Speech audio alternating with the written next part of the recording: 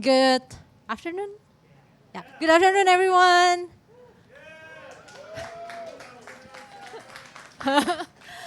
I hope you're all excited today because I'm very nervous. My first time at Jam. Yay! Nice. I love the energy. Okay, so let's start the talk right away because the next talk is already here. And thank you, Sam, for the great talk. And actually, I'm happy because Sam was talking about like how to get publishers, and today I'm here talking about like, just in case you don't get publisher, what can you do? Quick introduction. So I'm Sarah. I'm the head of marketing at Toge Productions right now. I have 10 years of experience in indie game marketing. I love cozy and casual games, and I'm mom of too many cats. Last time I checked, I have like 25 cats at home, which is insane. And my indie game marketing experiences, mostly games that, of course, that comes from Toge Productions. When the past was around, was the first time I worked as the head of marketing at Toge Productions. Before I was like the community manager. And then Space Ready Unbound, Coffee Talk 2, and all our recent games like Wishbone Mountain Outbreak, Redstone Tactics, and stuff. In case you've never heard of Toge Productions before, Toge Productions, we are an indie game development and publishing studio. So we develop our own game, and we also publish games made by other studios. So today we will talk about market scope and launch it yourself. Actually, my initial proposal was no publisher needed, but then I was like, wait, but I'm also publisher, so probably like, okay, let's change it to publisher optionals. Okay, let's talk about the why first. So what's the problem? Like competition is getting tough now. Like there's a lot of indie devs coming now, especially here in the Gem. I see lots of great indie games showcasing at this event. That means your competition in getting publishers is getting tough. There are more developers out there, but the number of publishers is probably not increasing or even like decreasing. We don't know. And then also publishers, we all have limited budget. Like if I have all the money to sign all these games here at Indie Jam, I will do it. But sadly, like my budget is very limited, so I have to be very picky. I have to like actually choose, okay, which game that might be suitable for Toge Productions, and then also like in terms of the budget they need, do they meet our budget as well? And I think those two are like the external factors. And then also internally, the thing that, makes developers hard to get publisher is, like most new developers are still inexperienced business-wise and marketing-wise. Because, we all came from technical background, we learn programming, we learn art, but then we don't really have the experience of, like Indian getting publisher is all about business. You have to understand, okay, I need this amount of money, but then how much can I give back to them? And then, okay, what is it that I can do? What is it that I can provide to them? Understanding like, legal stuff, contract, those things that we never learn at schools, of course. So being able to like sign your game with publisher is another things to worry about other than, like making games. And then sometimes like all these publishers, because we are still very new, so we have no portfolio at all or minimum portfolio. And like problems with publishers, I think Sam already mentioned, like how do developers get noticed? Like even for me, like there's a lot of like this long list of emails coming like, yeah, seeking for publisher, we have this potential game ideas, we have this pitch decks. So we have to read all this and then like curate all this. So again, like if we have the money, we will sign with all of them. But again, like we have very limited budget and limited resources as well internally. So we have to like pick the best that we think might be suitable for us. Okay, but then with a publisher, then how do we do it? How are we going to publish our games? Yeah, so you gotta do it yourself. I have no other thing to say, but you gotta do it yourself. But again, like, okay, you wanna do it yourself, but how? Okay, so I used to say before, oh, you gotta start small. But turns out there's this misconception of starting small where people think, okay, let's start small, let's make a small prototype. But when I see the game scope, like, oh wow, it's like a Genshin Impact scope, like it's too big. Yes, you start small, but I think I have to change it to like, you gotta finish it small. So it's not about starting small, but you have to make like small games. So even for us, Toge Productions, we never like make a big game. We always start very small. So internally, we always have this internal game jam where we let everyone, you know what, like bring out your best ideas, what kind of game you want to make. And then from all these games that they make, we will see, okay, which one is, you know, like we think that might be potential for us to continue, something like that. But like the thing about making game jam is that, you know, in a very short time, we give them deadline and then they have to be able to make something that is complete. So it's not just about like, you know, making prototype, oh, just the gameplay, and then that's it. But they have to make something complete that already give the, like the complete experience, give them the impression that they want players to have. So you can make a small game with complete experience. And you can treat it also as a demo or a prologue. So just in case like, you know, you feel that, I think this is not really a good game. I don't think I can make the, you know, like, make a finished game out of it. But you can still like put it somewhere on itch.io as your portfolio. Or maybe you can still earn money from itch.io as well if people like it, and then they will put like $1 or $2 or something. And just in case you get a publisher, you can expand it or continue the game. So like it doesn't stop there. It's like, okay, let's make a small game first, but then maybe, for example, like publishers came and then, oh, actually I'm interested in this idea, this concept. Okay, let's expand it. I need this amount of money. Can you like help me expand this idea? Something like that. And then you can also use this small game to validate your complete product to avoid sunk cost fallacy. Anyone know sunk cost fallacy? Yes, okay. So in case you don't know, you know, if you already put too much effort, too much resources, too much cost, and then in the middle of the way you realize, you know what, like no publishers wants it, or maybe like you feel that I think we didn't hit the right target market. We have to like start over, but we already put too much resources, we already spent too much money, and it's hard for you to stop. So the sooner you can validate whether your idea is good or not, the better for you. So you can avoid the sunk cost fallacy. And for example, this is one of my favorite games from Indonesia. It's very simple game. It's just like a, you know, like point and click finding cats. That's it. Which is not original at all. Like there's a lot of other cat finding games like this on Steam. Like what is it? Like 100 cats something, and then like I forgot the other examples. But I love how they do it. So they make a very small game. This one is free. The Kasansik Osaka. The Kasansik Osaka, they only have one stage where you have to just find 100 cats and that's it. But then they have the DLC, so they expand it by having a DLC where you can find another 100 cats and giving you an extra stage. So that's also the way that you can, you know, like make a small game first, but then if you think that, oh, turns out people are loving it, okay, then maybe I'll make a DLC where it gives you extra content or something like that. But if for example, like from the free game, no one is downloading it, you know, you can try to review, oh, what is it that I do wrong? Maybe there's something that I have to improve. So before you spend too much resources on it, you can review or improve your game build. And also actually from Kasansik, because the first Kasansik was doing great, they make more like this, and they even now make one that is premium, so people have to spend like $2 to buy the game. And even like us, Toge Productions, so this year, January, we celebrated our 16th anniversary, and yay, 16 years, Toge Productions! Yay. Thank you. We actually commissioned them to make a free game where they use Toge Productions as a theme, and they have to find 100 cats. 25 of them are mine, of course. And then we have like some cats from our friends here, like Sam's cats, Jun's cats, so they're Arif's cats as well. Because we see their portfolio and we know that, oh, they can deliver a product.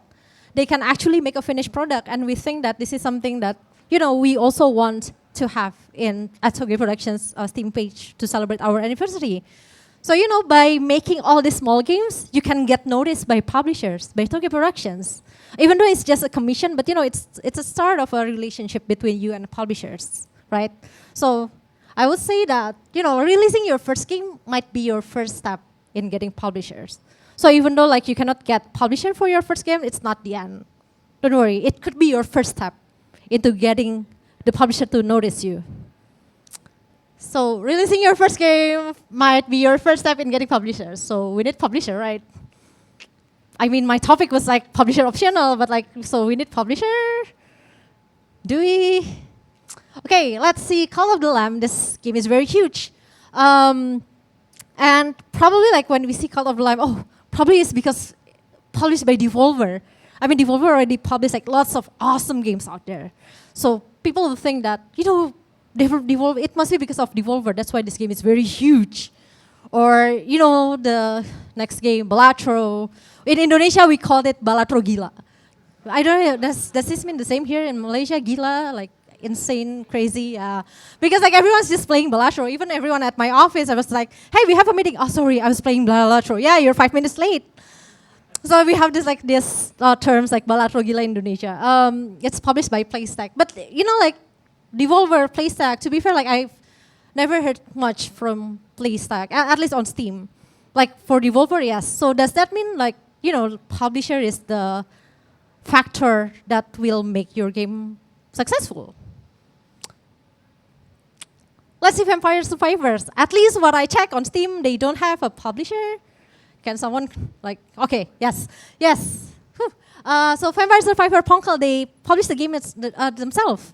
And it went huge, it went viral. And I think someone asked about like, you know, like streamers playing it. But I will say that that means the game itself is already good. With publisher or without publisher. You know, once the right target market, the right audience sees it, and they're like, oh my God, this is my game, this is my cup of tea. They just play it, and everyone else will play it. Or games like, anyone playing this game? Repo? This game is all, correct me if I'm wrong, but I think this one also has no publishers, right? From what I check on Steam, like they publish it themselves. But I didn't play this game, but I see some of my friends here play this game, and they were so crazy about it, and my boss also played it. And he said that, you know, we're going to launch Wish Permoton Outbreak Q3 this year, and then my boss came to me, you know what, I had too much fun playing Repo. I think we should delay the release of our game. Because we're also making a multiplayer co-op games. But again, like, even without publishers, like, this game is so huge. I even like try to, because I don't play it, so I was like, why is it so popular? So the game is out on Steam. I've never heard of it until the game is out. But it seems like, again, like streamers playing it. But also because they hit the right audience and they know what this audience are looking for. And they just, you know, like provide the right games for those audience. So it went huge, even without publishers. So in the end, I feel that it's, well, good game is good marketing. As in, if you make the right game and you make the right game for the right audience, the marketing will go by itself, you know. But because like, if you don't know who this game is for, and you don't provide the right game for the right audience, no matter how much money you spend on the marketing, no one's gonna buy it. So in the end, it's good game, good marketing. So probably like a bit about what I just explained, understanding value proposition canvas. It's just quickly, when you're making a game or a product or whatever, you have to understand, okay, what are the pains that they're having? The easiest one is probably like, I play Stardew Valley. I used to play Harvest Moon, Back to Nature back in like PlayStation 1. But then after that, Back to Nature, Harvest Moon, I didn't really find any game that give me the similar experience to that game. So the pain that I was having was that I want to play Harvest Moon Back to Nature, but they're not launching it anywhere else other than PlayStation 1, which I don't have the PlayStation 1 anymore. And then boom, Stardew Valley comes out. So it relieves the pain that I'm having. And it also gives like an extra gain because it not only it gives the same experience, it has the multiplayer feature. So I can now share the fun experience with my friends. And also, I feel like Constant Ape he just nailed it in making that farming sim. So he is able to provide the product and service for the right customers. Oops, sorry. So yeah, so it's not just about like what kind of product, but can you make that product? Because you don't want to force yourself to make a game that you yourself don't enjoy. So make sure you're making something you enjoy, but also you have to understand, okay, who is this game for? What kind of pain am I relieving, or what kind of gain that I can give to them that they cannot find in other games, something like that. So yeah, doing market research and market validation is not publisher's responsibility, it's yours. Because in the end, publisher, they only help promote the game. But in the end, it's your game. So you have to be the one who understand who am I making this for? Is it fun? What is the fun factor of the game? What is the unique selling point? It's all you. It's not publisher's job. Publisher's job is just like, okay, who are you making this for? Okay, we'll sell it to them. That's it. But it's not their job. That's the thing that you have to understand. So publisher only help promote and market your game. In the end, it's your game, and you're the one who know what you're making and who will play your game. And you can learn more about this on Junshan's session right after mine. Okay, question. So who will play your game? So this is like a reused meme. I think I have to change it for next year. I use this in Philippines. Anyway, when we talk about target market, we always start with, okay, age 18 to 25 or age 25 to 35, live in Asia, office worker, that's it. But then, maybe Sam and I were in the same age range, but we play different games. We're both females, but we play different games. We both work in games, but we play different games. So you cannot just use like age, region, occupation as your target market.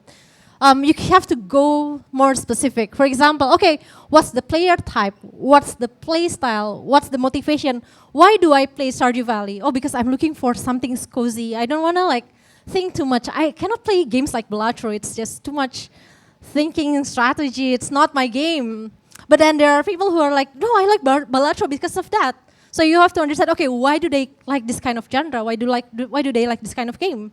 So it's not about like, oh, is it female, male, live in Indonesia, live in Malaysia, live in the US. And then what's their interest, what's their behavior? When do they play game? Where do they play it? Are they the type of person who love to play on mobile?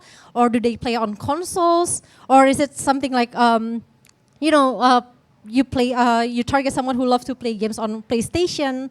That's also, something you have to think about when you're making your game. Bim.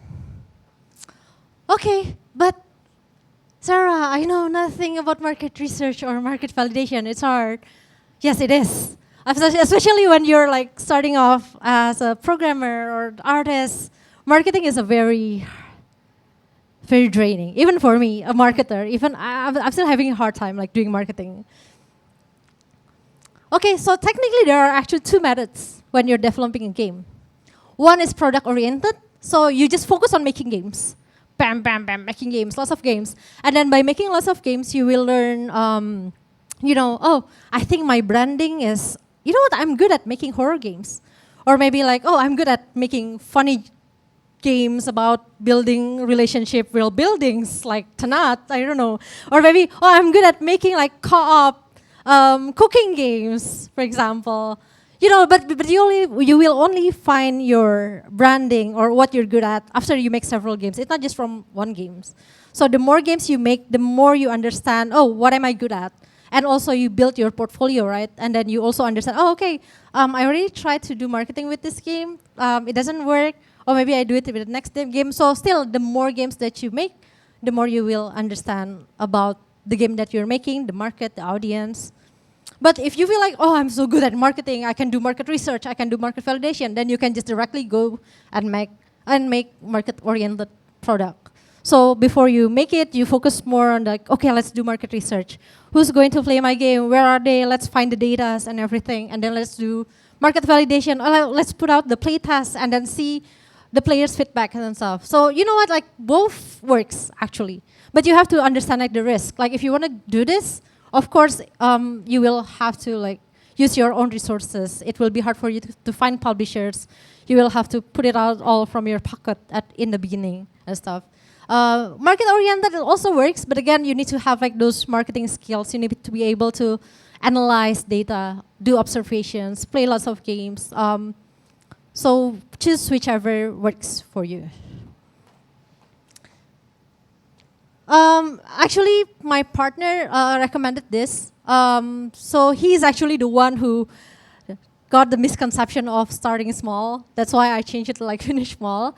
And then he said that, oh, maybe you can ask them to like watch this video. It's about your game's prototype needs to be ugly. Because when you're first making prototype, it's about finishing it. If you focus too much on like, oh, the art needs to be polished. Oh, I think the combat needs to be like polished more. But then it will be hard for you to like move on and actually finish the whole thing and then see it in a bigger picture. So all game prototype, it has to be ugly. So don't let like the polishing kills your game and takes too much of your time. And again, to avoid sunk cost fallacy. Yeah, okay, Sarah, but still we need the funding, we need the money. Yay! Like, how are you going to do it? Okay, so there are actually lots of other ways for you to get money. So it's not just from publishers, and I think Sam already covered some of it. Like, yay, promo time, Toge Productions, we have the Toge Game Fund initiatives where if you have like prototype or something, you can send it to us. We help you with making the prototype MVP vertical slice of your game. And I think we already signed with like 3 titles from Malaysia. So yes, we look forward to seeing your prototypes. And then I think Outer Sloth also gave out fund. And recently, was it like Games from Philippines that was announced, got signed by Outer Sloth? Oh, where's Kenzie? Yeah? Yes. So they give out funding. They give out funding as well for the indie devs. So it's also a way for you to get like the money from them. And also, like, you can do crowdfunding, just like what Coral Island did. So there's lots of other ways. And I think, like what Sam mentioned, there's like, I think MDEC is also giving grants, and then you can go look for investors, or like marry very rich husband who lives in Dubai and can give you all the money. I don't know. But again, like, there's lots of other ways for you to get funding. But also, again, even with funding, you will still need to market the game yourself, right? So what you can do is that, one, like what Sam mentioned, hire a marketer, social media manager, community manager who can help you to promote your game. Or you can work with a game marketing agency, so someone who can just do the marketing for you, like social media, press release, contacting creators. And you can also contact Sam for that. Or probably you can learn marketing and do it yourself. And with help and support from the game devs and community. I will explain about this later. So first I will explain about the hiring marketer, social media manager. First, I think you have to know, like, you gotta know what support you need. Like, for example, if you have zero marketing skill, then you need to get someone who can plan the whole marketing strategy for you. And if you think that, oh, okay, actually I know the strategy, I just need someone to like, help me dance on TikTok and like promote the game. So maybe you just have to find like a social media manager to execute the ideas. Or maybe if, for example, you're making multiplayer games, that means you need to have someone who just not only able to do, like post on social media, but they need to be able to manage community. That's a different whole skill set. So again, like community manager and social media manager, that's why I put it like in different roles, because they both have different skill set. But again, if you want to get someone who can do all of them, that's possible too. But again, understand what kind of support do you need. And then, for this one, help and support from the marketing, from the game dev community. Actually, this is what we do in Indonesia. So we have this group of community managers, social media managers, and marketers. And not just marketers, there's also like C-levels, game programmers. Basically, we are there to sort of like help each other. So whenever they have like announcement, and then we're like, hey, signal boost, please. Like we just announced something, and then we all help retweet.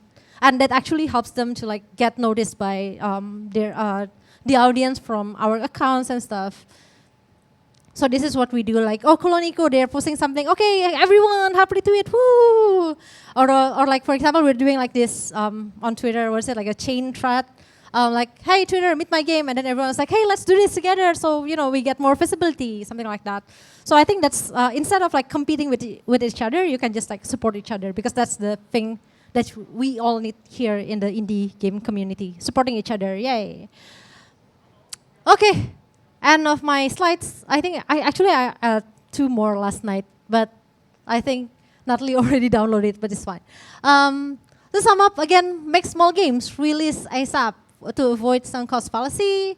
And then again, good game, good marketing. It's not publisher's job to understand the market for you or who is this game for. It's your job. So their job is to just like promote the game to the right audience, but you have to know who the right audience are. And there are lots of other ways to get your project funded. But remember, if you get a funding, that means you have to market yourself. So either you learn marketing or you hire someone. I think that should be the end of my slides. Oh yeah, I forgot. I promised that this tweet's gonna be on the first slide of my Indie Jam talk, but I put it in last because I forgot. But yes, I promise our friend Arif here to put it here. And that's all. Thank you so much.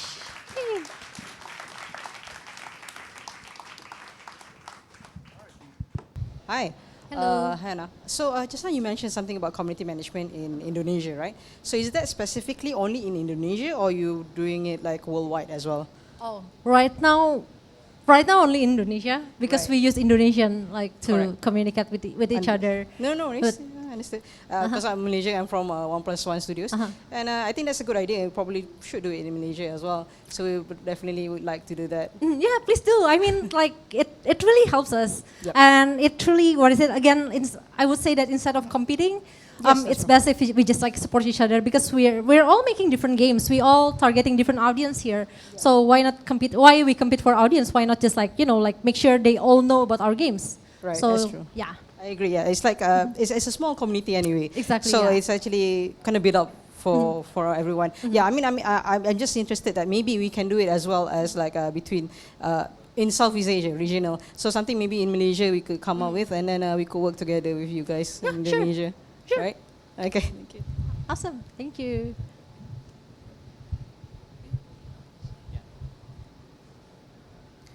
Hi Sarah. Hello. Noticed that the Toge Productions publish a lot of like strategy, card games, and simulation. So will sport sort of simulation be something that along the line that what Toge Productions be looking forward? Yeah. Okay, so basically Toge Productions, we make games and we publish games that we ourselves enjoy. Right now, like in the, I would say in the top levels, 2 of them, they enjoy playing tactical strategy simulation games, whereas for me, I enjoy playing cozy narrative puzzle games. That's why if you see like, oh, this is like a cozy puzzle narrative game, oh, that must be from Sarah. So if you see like a tactical card game, strategy game, that must be from my colleague. So because we only want to publish and market games that, again, we ourselves enjoy, and we have the expertise on, because we don't want to like publish or promote games that we ourselves, we don't really play or we don't know who the target audience are. So yeah, but maybe in the future if we have someone in the publishing team who play different genre, and then you see, oh, we never see this genre being published by Toge Productions before. Oh, that must be someone we just hired to our team, something like that. But yeah, so we don't really have preferences in signing what kind of genre for Toge Productions. So just send it, because we also never know like what kind of games we might be interested in, or maybe we're currently playing or we're currently enjoying. So yeah, thank you. Okay, just quick question. I'm sorry if I've missed this. For the cats and sick, did you develop or you publish? We commission them.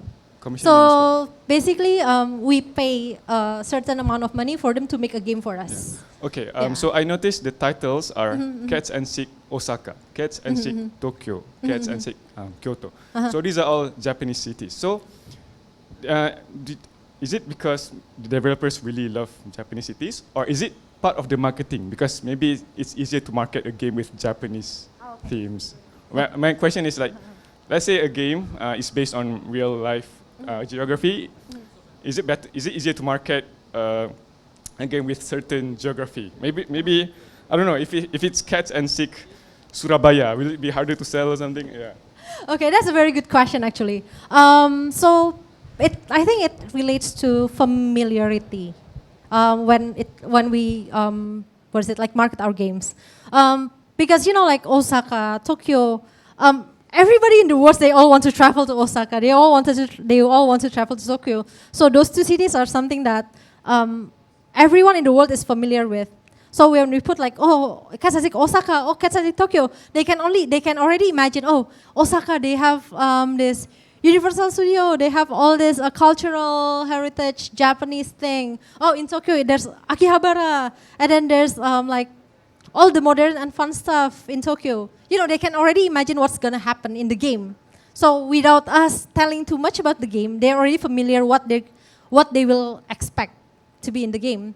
I think if I can connect it with other games that we make, for example, A Space for the Unbound. Have you heard of it before? Yes. So Space for the Unbound, we actually use the Indonesian culture, but we know that if we promote like, oh, it's from Indonesia. Oh, where is Indonesia? Is it in Bali?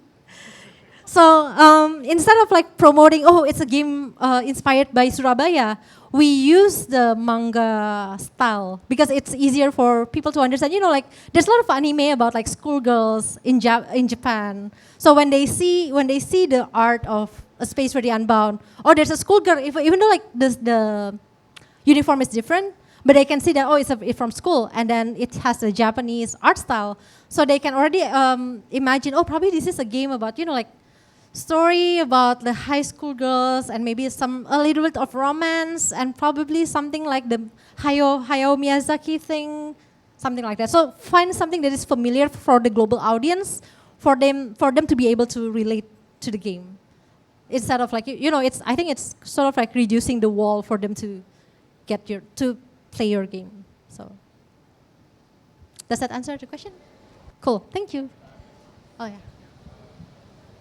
Just to follow on the question, so let's say if you just release the game, the title is Cats and Seek, would that affect? Do you think that would affect the marketability of the game? Okay. To be fair, like I would say that the word Cats and Seek itself, it already explains the gameplay, right? So there's cat, and then you have to seek for the cat. That's it. I think it's just like Coffee Talk. It's a game about coffee, and then you talk. That's it. So even without us having to market the game, like, okay, Coffee Talk is a game about, for example. Fun fact, before the title is Coffee Talk, we were thinking about naming it Things You Talk About at Night. Which is like, it's very long, very wordy, and I was like, it doesn't really explain the vibe that we want to have. And then we said, like, there's coffee, let's talk, just use Coffee Talk, it's easy. But also it explains the game without people having to read the description. They can already think that, okay, I expect the gameplay will be about talking, and the theme will be something about coffee. So the title itself already, market the game without you having to like do too much promotions or explaining. So, thank you.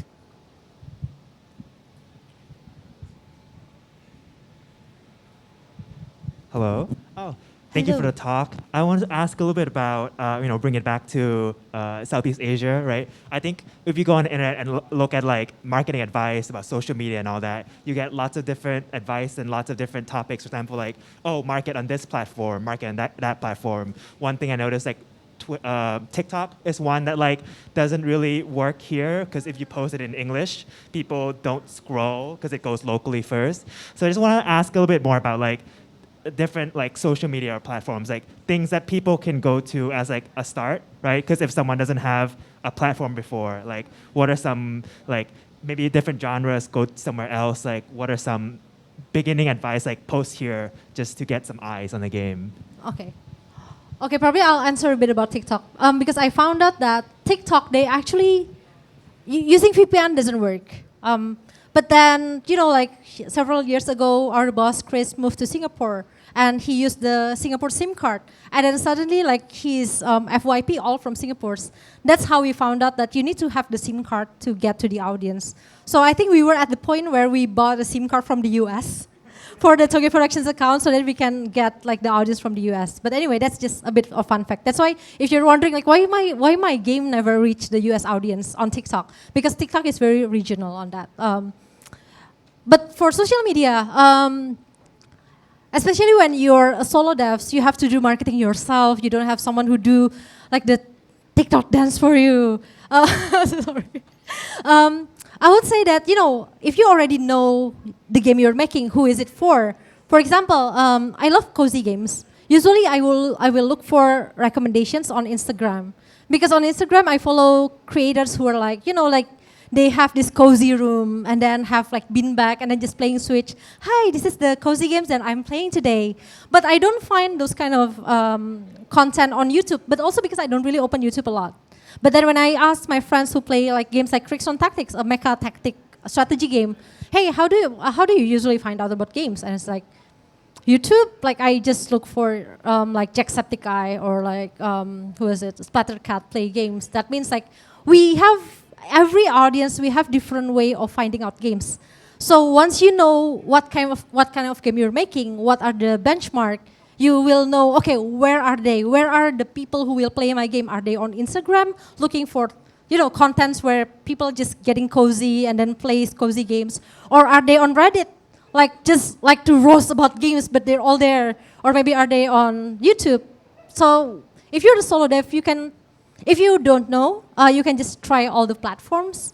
But once you found it, as a solo dev, just focus on one platform. You don't have to like do TikTok, Instagram, Twitter, Facebook, YouTube, everything all at once. It's gonna drain you. You just focus on your game and focus on what platforms. And also, I think like one game that I can give recommendation is Loftia.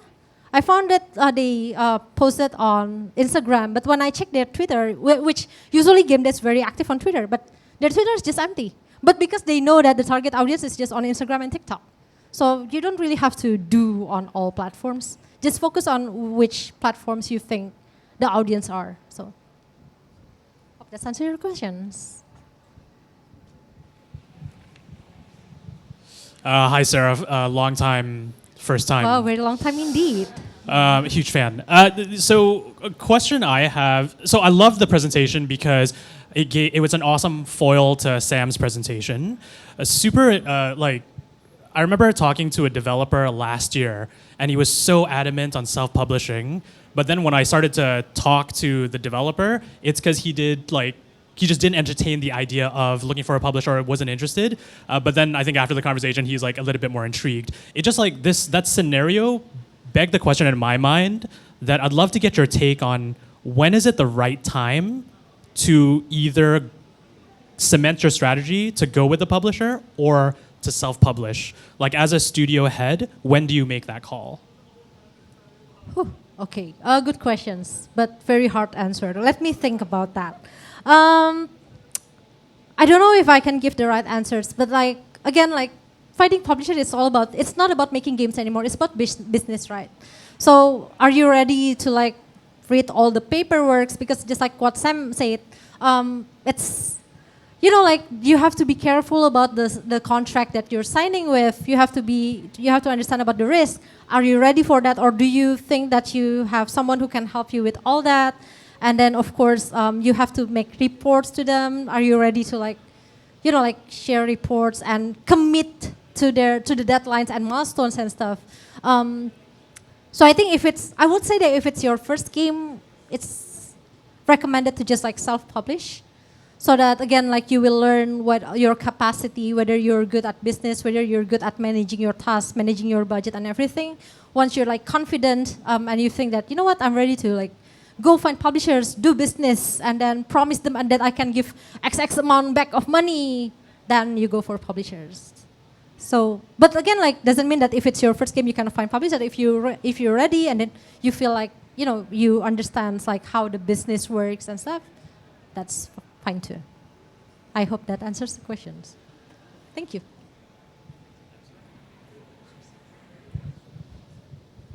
Any other questions? Sorry, thank you. Hi, Sarah. Hello. Okay. I like you mentioned about start small, and then you said finish small, which I think is a very, I would say, unconventional advice. I think my take is when it comes to game marketing, what is your advice to somebody who, let's say, would say, I'm intimidated by doing game marketing. How do I start small and how do I finish small? Like, where do I step my foot in with game marketing and think this is where I can start and then be okay, go along with it? Because sometimes it can be very intimidating when you go and look at the game marketing and you're like, there's so many platforms, there's so many kind of strategies, right? So how do you kind of, I would say, plan it out, or like, as you mentioned, start small and finish small with game marketing, in your advice? Okay, so I will assume something like posting on social media and stuff. Okay. Like when we post on social media, we tend to look at numbers. Oh, I should get like 10 likes. I should get like 100 retweet. I should get a viral tweet just like that one that Sarah made with her cats. But like, like when you want to like start small and finish small, just post it. Because again, like the way for you to build your brand on social media, it's sometimes you just have to post several times until you find, oh, okay, turns out my audience likes something like this. Like try to make different kinds of contents, and then maybe explore different types of contents as well. Usually you make video. Maybe I should make something like just an image, or maybe I should use GIF that shows the gameplay. Basically, like from all those, you see which one attracts more people. So don't focus too much on, okay, I have to make something that gives me 100 likes or something. No, just post it. The more often you post, the more often you will find, okay, which content that my target audience will like. So, don't think about that. And also, I would say that instead of focusing on you having to get 100 likes or something, but if, for example, like those 100 like are people who are not your target audience, it's just a waste.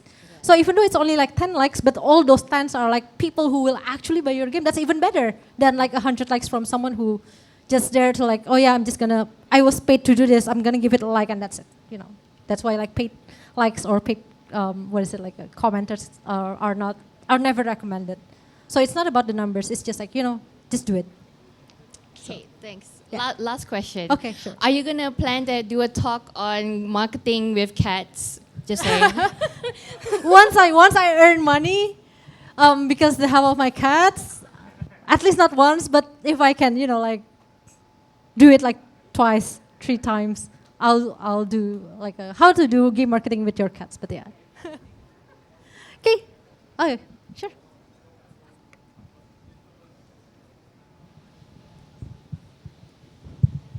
All right, sorry, I forgot to ask this. Do you know, if you want to share though, maybe a site or somewhere that's published studies about gaming in Southeast Asia, or maybe even including marketing? Because I feel like there's not much at the moment I can look into, but if you have something you can share, that would be nice. I think specifically Southeast Asia, I don't know. But I would say that, like gaming is a very global thing. Like it's a global community. When you put it on Steam, when you put it on PlayStation, everyone from all over the world will see it. So I think all the resources that I also use for my reference, it's just like whatever is on the internet and it works. So I think but like for specifically Southeast Asia, I don't really have any recommendations.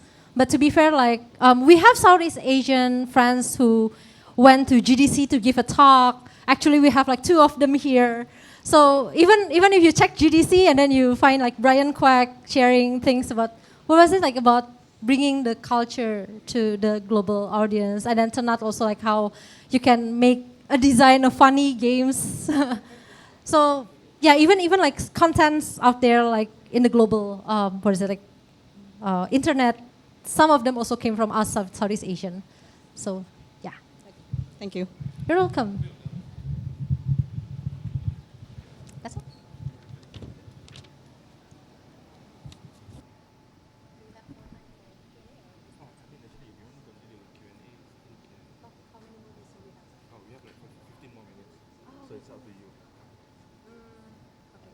Any other questions? Oh, hi. Hello. Hello. Thank you for your talk. It was great.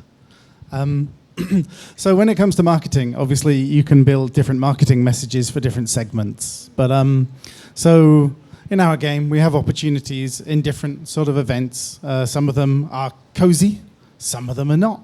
Some of them are like strategy, right? So obviously we've taken an approach. I don't know if it's the right approach. I don't know what you think. But obviously making a piece of marketing material for the cozy product, for the cozy event, We could make it very cozy, or we could stay true to the message of our game overall. Obviously, if we make the choice to make it cozy and the other thing super hardcore, it might confuse our users. But I'm wondering whether or not you think there's a lot of cross-pollination between those users, and maybe it doesn't matter. The cozy people going to be watching the other thing? What do you think?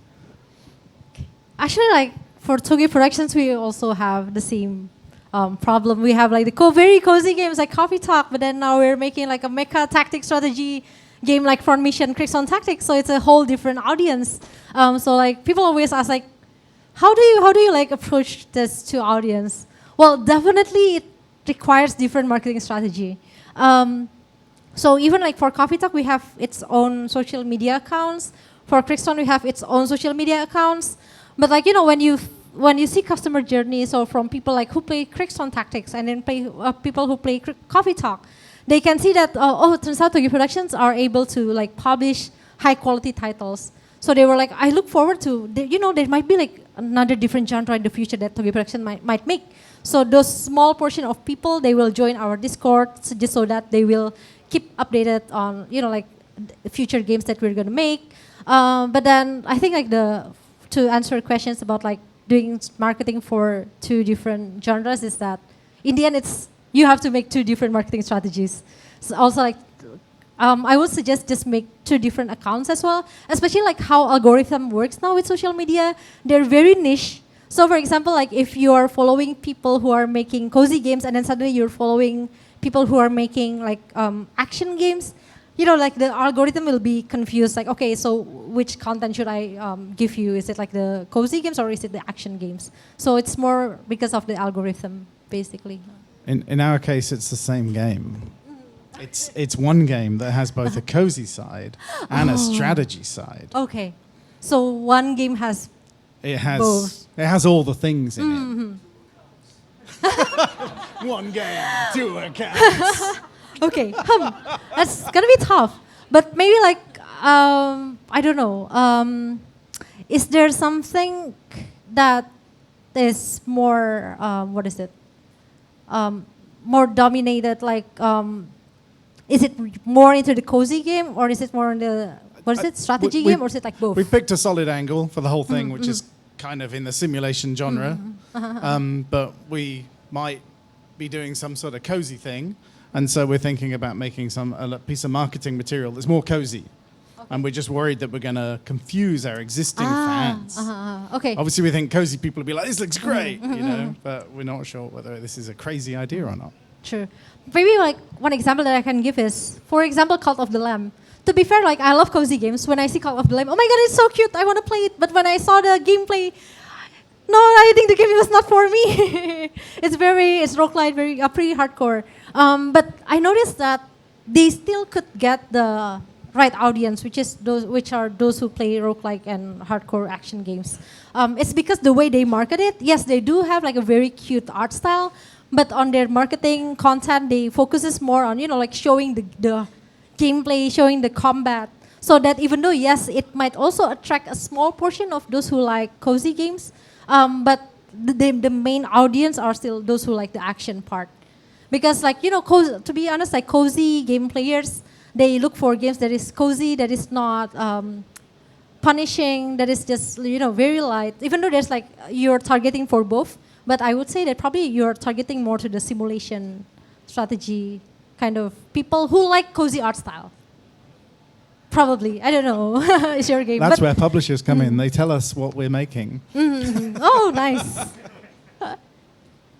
So yeah, thank you.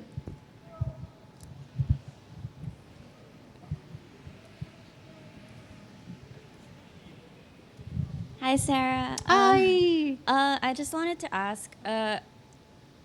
I wanted to ask, like, in the context of narrative games, since you have a lot of experience in that area, how would we be able to, like, scope a narrative game in the form of a demo? How do we balance like including the features and including the story? Because if we include like the story, it could take long, and then it would take a lot of time to like polish. So I wanted to know what we should include, how much we should include. Yeah.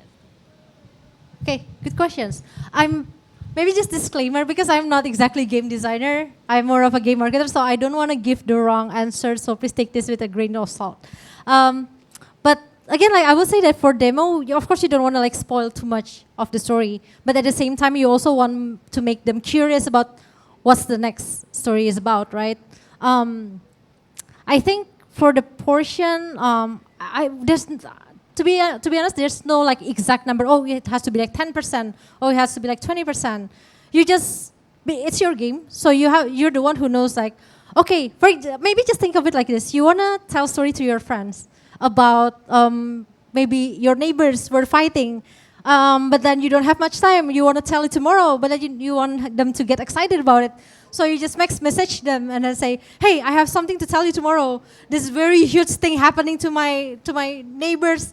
There were like, I heard like voices of like glasses everywhere. It's gonna be interesting. I'll tell you tomorrow. Like it kind of explains a bit about what's gonna happen and also make them curious at the same time. So I think that's also how you think about the demo. So you make sure that you tell what they will expect in the full game, but not too much, but also makes them like curious about what's the whole story is about. I'm not good at explaining it, but maybe you can ask again to like if you see someone like from game design or narrative design. But yeah, I hope that answered the questions. Thank you.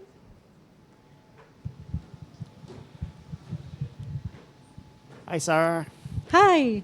Thanks for the talk. You can answer this question either from a pure marketing perspective or like a broader publishing perspective.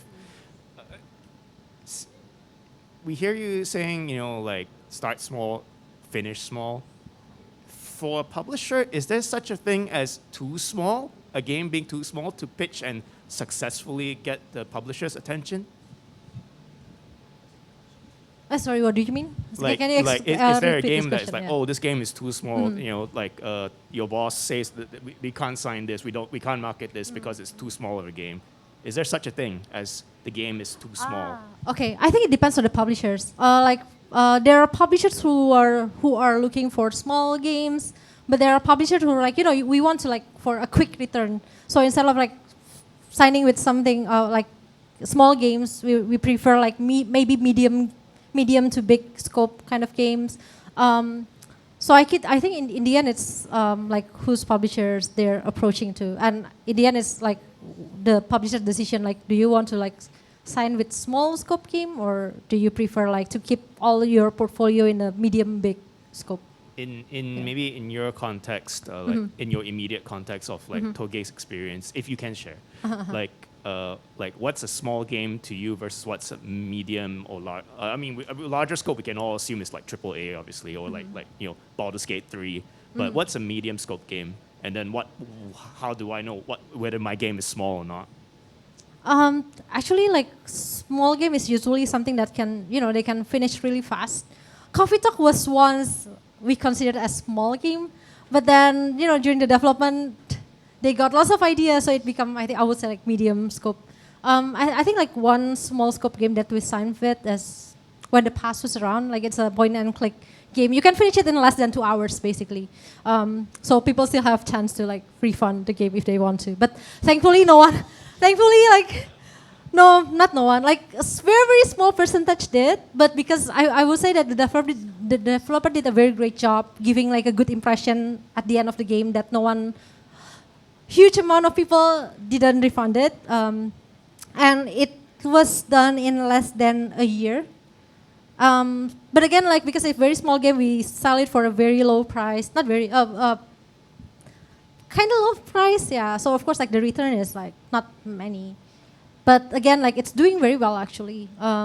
So that would be like one of our small scope game that we signed with, and the rest is medium scope. So coming back to my question, you kind of look at games that are more nowadays. You would say they're a bit more medium scope in that sense, like or us Toge, or yeah, like Toge. Yeah, I think we are now looking more like for medium scope. Like smaller scope, usually we just like ask them.